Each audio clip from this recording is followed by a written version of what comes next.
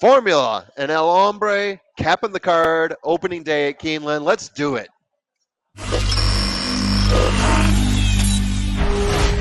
Trust the Profits is proud to be sponsored by Game of Silks. Go to silks.io to get in the game. Real ownership, real races, real rewards. Trust the Profits, Formula, and El Hombre going back to a classic here, capping the card, just like we used to do. Old on the podcast, full of picks, and also irrelevant metrics maybe popping up along the way from what I hear. Who knows? It is a just relic we're digging up from the grave. If you are a longtime fan of the podcast, which you probably aren't, several years ago, we started this thing up, audio only, and there was irrelevant metrics. We're going to introduce you to them. There's going to be several of them throughout this show here, and you'll probably hate me for it. Yeah. Side note, while they may be irrelevant, none of them are actual true metrics, not to my knowledge at least, but we'll get through them. So we're going through this race by race. I will move up to race 1.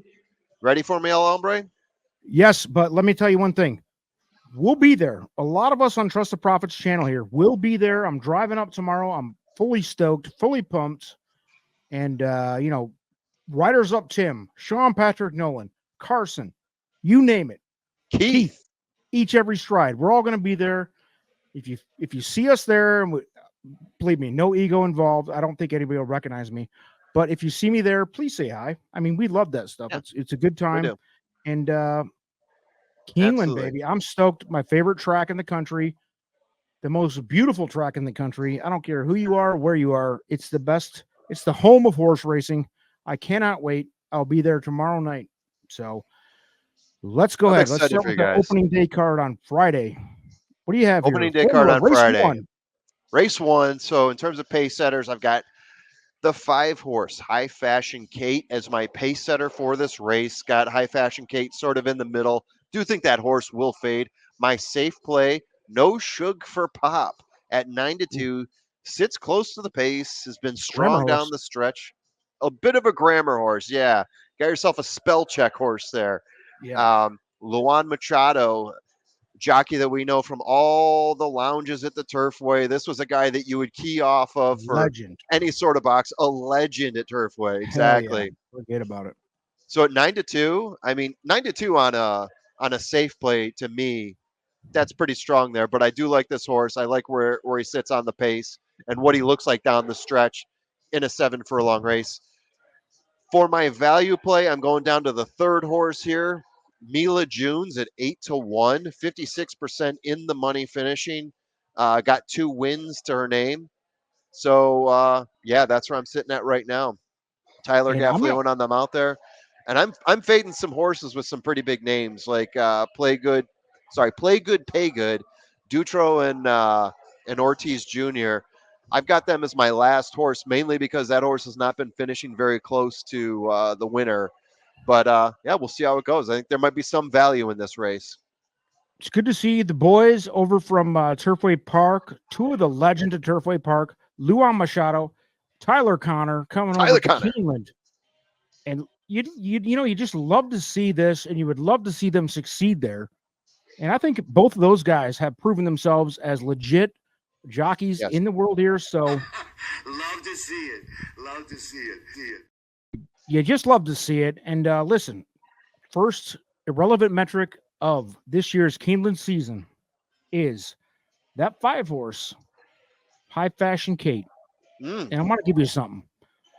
Shout out to the wannabes that I'll see all weekend at Keeneland who dress up with their cheap trash clothing and feel like they're being classy. They're wearing their shots fired. They're wearing Kohl's, whatever cheap coat, trying to get it. No socks with their douchey boat shoes, whatever you're gonna do. You're gonna be sipping on the shit bourbons, and that's exactly what you deserve. Kohl's not going to be a sponsor anytime soon, I imagine. That's fine. I'm good with that. Well, they've never had more than $20 in their pocket, and they will have a great time, though. I look forward to seeing you guys there. We'll see you there. Let's move along, Formula, to race 2. That's how the irrelevant metrics work. They do nothing for your handicapping and no purpose at all. But you'll see it from here. And not even a metric. And it's fabulous. We all love it. It's Race irrelevant. 2, this is loaded with firsters. You see that median lengths and in the money percentage? Nothing. All Zero. firsters. This is going to be an interesting race. How do you handicap this? I'm starting at the top here. I'm looking at the best jockey, the best trainer combination. I've got different scores for all these jockeys and trainers. The trainer that sticks out the most is Wesley Ward. The jockey I think that sticks out the most paired with Wesley Ward is Tyler Gaffleone at 4-1. Shoot if true. Ward Gaffleone combo. Munnings is the sire for a short distance of 4.5 furlongs. I think that's a pretty good shot right there at 4-1. I like that better than the 9-5 shot as Bostonian below with Walter Rodriguez. Another shout out to Turfway Park. And then for my value play, getting 20-1. I mean, look at the jockey scores on all these Turnbuckle. jockeys here. Who sticks out? Luis Saez getting 20-1 on Turnbuckle. Need a Jim Hacksaw Dugan reset here of him, pounding someone into the turnbuckle. Yeah. Duggan. What are you saying, Dugan? Dugan? I don't know what they call it. Rip it out and then chew it up and spit the feathers all over the ring. I don't know what the hell he did. I don't know what his shtick was, but whatever it was. By the way, it's Bostonian. It's not Bostonian. Bostonian. Bostonian. You're right. Terrible play. I've had a little bit too much of this. No. It should be Bostonian, but that's clearly been taken before. Yeah. Uncreative. The people from Boston are not very intelligent people, so we'll go.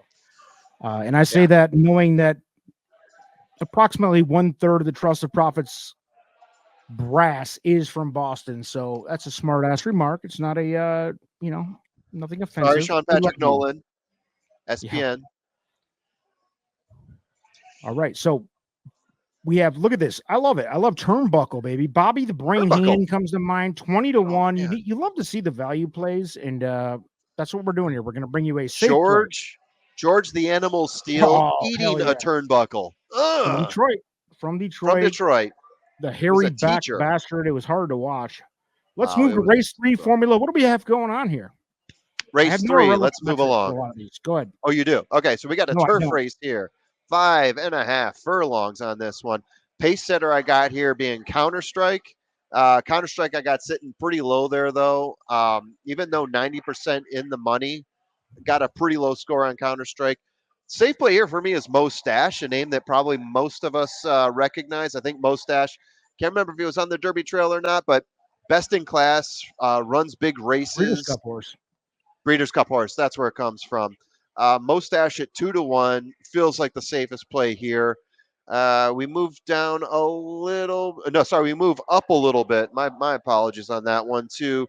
Judge Davis at 6-1. My top play here, actually. As good a numbers on turf as Mostache, better numbers at Keeneland. This is a horse that stuck out because they had pretty strong numbers at Keeneland. Strong close at the end. I'm also liking the 8 horse here. The top 3 horses, I think you get a lot of value out of the 5, 3, and 8. I couldn't agree more. And I just did a spoiler alert. I just did a podcast with the Wolf of Oaklawn. Thanks for having me on. Beautiful. And yes, I agree. But there's a lot of value here. I love Judge Davis as well. Sugar with Flavian. 6-1 morning line odds. When I see something like that, it just didn't make a whole lot of sense. I love it. And that is a value play. I also think it's a top play. Let's go, baby. I think that's a good money-making race 3 there. Let's move along. I got no metric. I don't have a metric for it. That's fine. I hate to disappoint the crowd here, but race 4, what are we looking at? It's got to work. You can't just force it, right? Okay, so race 4. You can't force it in. We got maiden special weight, 7 furlongs on dirt. The top horse here, according to my formula, is a Chad Brown Irad Ortiz horse, getting 7-2. I didn't go with that one for my top pick. The pace setter I've got is Neat Trick, but the safe play I got here, I'm going 1 down, 3-1. I do kind of like Roman's Grace here. Bell's Beach is a firster, the only firster as a rule. I usually don't pick the only firster in a race to win, even if it does have a pretty good line like that. But I'm going with Roman Grace, Pletcher, and Gaffleone, close to getting it done before this race, the race before it. I think it's a good combo. Second horse I've got Yeah. going down to my third pick here, Bedazzle 'em at 8-1. Will run close to the pace, has a kick at the end. Classiest closer, closer to the best. Hey, I don't know what I wrote there, but yeah, Come on, I dude. Get your I'm notes digging. together. Yeah, we're talking professionalism here, You but guys yeah, in a and bar. You guys recording in a bar. Give him a break. classiest closer in the race is what I meant to say. Give me a break. I'm in a bar. Typo. I'm having Fuck bourbon it. barrel stouts. What you got here, hombre? There you go. Dump it down 12% for the kids at home. If your kids are gathered around the fireplace watching this show right now, give them a 12%, bourbon Yeah, barrel stout. And let them relax. give them Let the them relax. quality. Get a good night's sleep. Give them the quality. Hell yeah. No metrics for I this one. I looked at race 4. No metrics. Yeah, no This race is metrics. too much. Too much. Too It's a much. very difficult race. In It fact, is. I worked my ass off to try to put together early pick 4 or pick Yeah, 5 on opening day of Keeneland, and I looked at it and I said, no fucking way could I make sense of this without spending about $9,000 on a ticket. yeah. So when you see that, you play vertical, and if you got a hunch, go.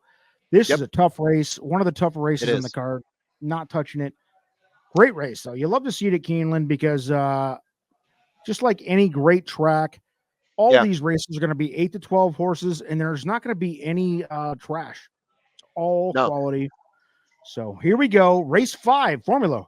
Let's talk Race about it 5. because now we're starting to get into, a little later in the card here, about halfway through. What do Yeah. we have here?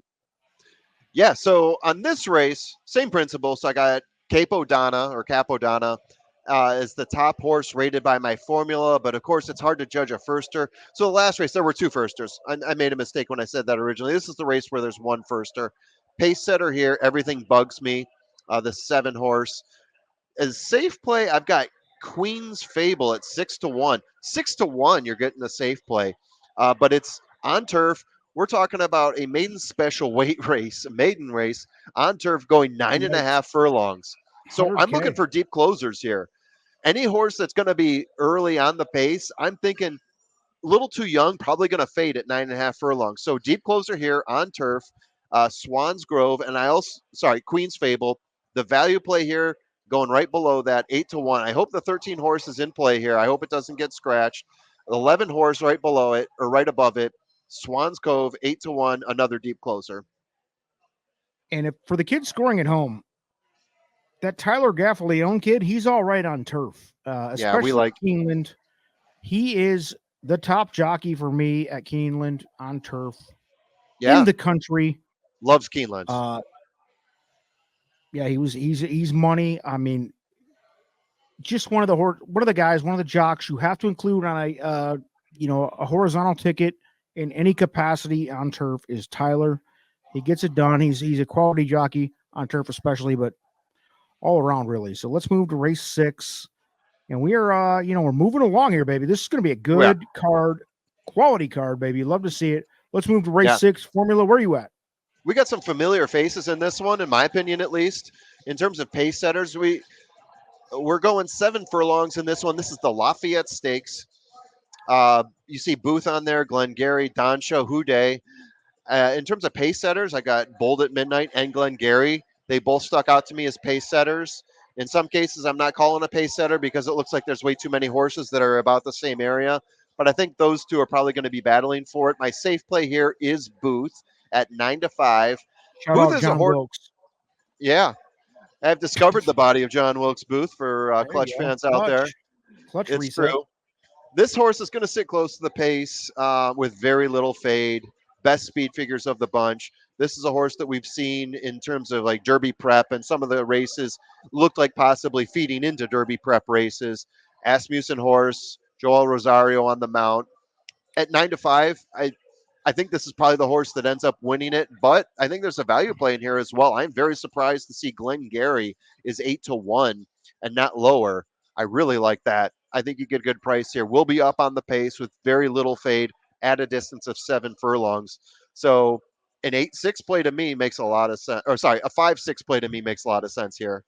That's a jam job. You got Luis Saez, who under the radar was the second best jockey at Keeneland last year. Yes, he All was. encompassing, second best jockey. Irad won. Irad won the spring or fall. I can't remember. Tyler Yep. won the other, but Luis Saez was second in both meets overall. The second best jockey at Keeneland Yeah. overall last year, dirt and turf combined. But listen, shout out the irrelevant metric for race 6 is bring it. Glengarry, and you know where I'm going with this one. Oh, I know You already exactly where you're know. going with this. Yeah. I Shout almost out put a drop Glengarry in Glen for it. Ross. The epic 1992 American drama that featured Alec Baldwin, who taught us what ABC really meant and taught us how to shoot a blank gun on a set of a movie. Ooh. And then taught us Yeah. how not to shoot a blank on a movie. Jack Lemmon. Yeah. Oh, There's a whole bunch of them that's in it. that movie. For the kids scoring at home, if you haven't seen Glengarry Always be Glen Ross, closing. give it a shot, or at least go to YouTube and search up the Glengarry Glen Ross Always Be Closing scene, because Yep. that's a legendary acting piece. Let's move on to race 7. We're getting fired up, baby. David Mamet, baby.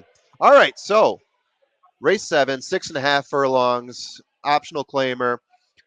Amor Fati is going to be the pace setter in this one, and I've got Amor Fati as having a pace advantage in this one, I believe.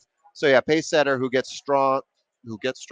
Yeah, 5-2, safe play. Amor Fati, pace setter who gets strong. If he gets the lead, he will blitz this group. He's in the 9 hole. It's a pretty deep field here, 12 horses. But if he does get on that pace early on, it could be all over. 5-2. I think Amor Fati is the one here. Bourbon Breeze, my number 2 selection here at 20-1 in the money, 3 times out of 4. Should be sitting near the pace too, with some stretch power at the end. Irad Ortiz on the mount, as you said. Irad Ortiz also has had some success at Keeneland. So at 20-1, getting Irad on a horse here, I don't think that number's going to hold up. But I mean, how much lower is it going to go? Bourbon Breeze feels pretty good to me. Irad's always going to get bet down big at Keeneland or any of the He major will. tracks. But when it comes to a horse named Bourbon Breeze,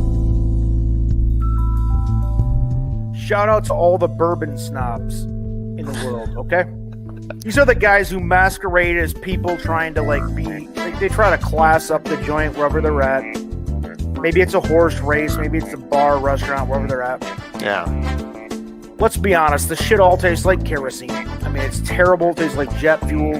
You choke it down and oh, wow, that's so smooth. No, it isn't smooth. Nobody likes it. It tastes like fucking trash, all right? And by the way, it's everybody. Yeah, keep going. Oh, I'm going to drag it out. So you drink the stuff as to justify that you're an alcoholic, okay? But you're gonna justify this tasting and like this level of class element that makes it okay for you to drink it. Just fucking drink it, dude. And that's a big subscribe. shout out to all the bourbon snobs that I will meet this weekend in Lexington, the mecca of bourbon. I cannot wait to dump flat, shaken up Diet Coke from a 7-Eleven on top of your $1,000 a bottle pile of shit bourbon. It's going to be the greatest moment of my life. Drop a bottle of Surge in there. Oh, hell yeah. Oh, Mountain Dew, I'll dump Mountain Dew on the top of it. oh. I swear to God, I'll Or do Jolt Cola. Yeah, fucking improve it. So that's where I'm at on bourbon. But yeah, I agree. I mean, that race is a wild one. Again, these fields are deep and it's going to be fun. Yeah. Would you say Amor Fati? How do you Amor pronounce that? Fati. There you go. I'm guessing. Yeah. Hell yeah. I think this could be. That feels like a pretty safe pick to me there. I think Amor Fati is going to run away with this one in a 12-horse dirt race. It's hard to say there's a single, but put a gun to my head. That's my. I know. my I just bet talked right to there. Chase on Wolf of Oaklawn. He loved the 10 Roswell, which I thought was lively too. But Oh, yes, yeah. I like the 10. But let's move along. We're going to race 8, and now we are starting to pop into what, folks? The late pick 4? Yeah. No, sorry. I don't know. Who cares? Pick 3, 8, Pick 9, 3. 10. So if you're going to single in the late pick 4, your last race, Amor Fati. That's right. Now we're tip deep into the pick 4, right? We already stuck the tip in, and now we're. I want to see what you got to say about this because I have big opinions. This is the best race on the card. without Yes. question for me, competitively betting and as a fan of horse racing. Okay. For me, it's Formula, very simple. break it down for me, babe. So pace setter, way too close to call. We're going what 8.5 furlongs here on turf. I mean, I can switch over to my other screen here. I'm not going to show you this, but as I went through this, there's a whole bunch of horses that are just off the pace in that little blue tone that if you subscribe to our cards, you know I'm talking about that blue tone just off the pace. There's a couple that have pace set before just off the pace, but I didn't want to call any of them. I think if there's one here that is going to be setting it, it would be full Nelson, but I didn't even feel super confident about that. My No. safe play here is musical act. I mean, it gets really good scores for me here, but it's purely because of Charles Appleby. 39% win rate in the U.S. lifetime, 48% in 2021, 2022 combined. I mean, one of those years he was above 50% in like 20, 30 races or something crazy like that. Charles Appleby, shout out to Matt DeSantis, who's a huge Charles Appleby fan. No, forget about it. That to me is the top pick there at 9-2. My value play here is Cugino, closer who sits close to the pace with 100% in the money in 3 races. Shug McGahee, JJ Castellano. It's really hard to separate. I mean, there's so many good trainers and jockeys in this race, but I think you get a lot of value out of that 10-1 there. Yeah, this is the who's who. This is the who's who. But when It you get a is. who's who on turf and Chaz Appleby comes to town, guys, Indeed. Frankie Dettori up on top, I don't care what you're doing. You make a play somewhere. Norris, I mean, I won't even speculate. If you play anything other than like a deep dive, trying to reach for a 20-1 winner, if you're playing any kind of trifecta, exacta, superfecta type bet, and you don't have the 8 underneath at least, Yes. you're stupid. You're a dumb individual because Chaz Appleby and Francis Dettori do not travel. That's correct. Overseas for no reason. And we've watched it time and time again. And if you're new to the game, new to the show, their track record is pretty good. And if you look at that trainer value down the center of the page here, that dark blue, that is a huge advantage for the trainer. Yeah. And Francis Dettori, by the way, not Francis, Lanfranco. Lanfranco. I know I'm close enough to call him Francis. Obviously. We're tight. He's one of the best jockeys in the history of the game. So with those two, what'd you say with Wolf of Oaklawn on this one, or what did he say about this race? I'm very curious because, like you said, this is the most interesting race I think of the opening day.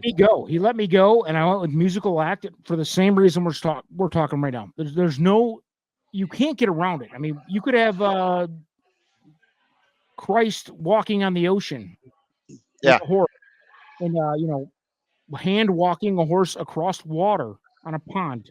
Yeah, and I still bet Chaz Appleby to get it done. Yeah, on a course. I mean, that's where we're at, and if you want to fade, fine. Good luck. 4.5 morning line. You're going to get about 2.5, to be honest. Probably. But I put this in a exacta key box, and I put it with like 5 underneath. And by the way, the 5 underneath, as you look down this chart, the same as you see here, the 5 that I put underneath are all 10-1 or greater, folks. This is the moneymaker of the whole card. Yeah, you figure this one out, you've made your weekend. Totally. If Chaz's horse gets on top or gets second, I did an exacta key box, put that 8 over the next 5. It's a $10 one. It's a $10 total bet for a $1 exacta key box.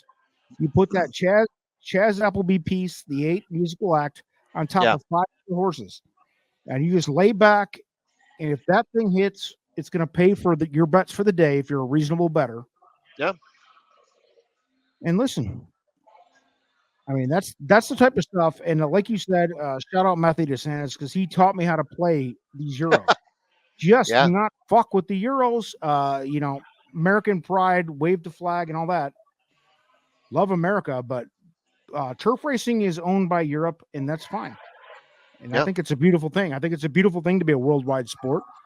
Yeah, But yeah, nobody's gonna fuck with Chaz Appleby's piece right here. This is the best race of the card. I can't wait to see it. It's gonna be it's going to be a fucking fun one to awesome. watch.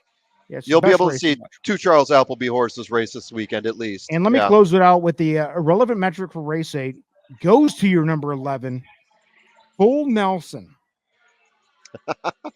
And this metric goes to a shout out to Billy Jack Haynes. Remember that name? No, I don't.